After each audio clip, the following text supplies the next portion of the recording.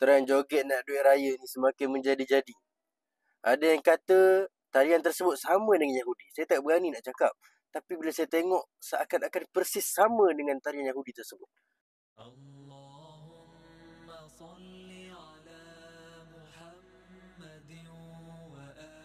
Saya berhusnuzan.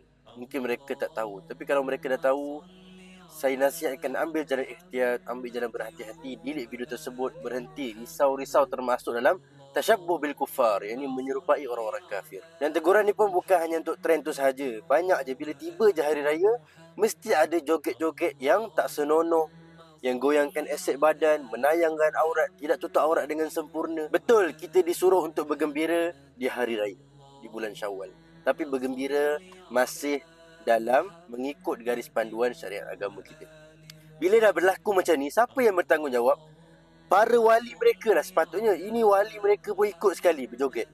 Ayah mereka patut tegur, abang kandung mereka patut tegur, suami mereka patut tegur. Nampak mereka terkhilaf.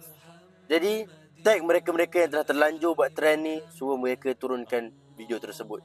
Tak berbaloi pun murka Allah Subhanahu Wa Taala dengan viral famous di dunia. Wallahu a'lam.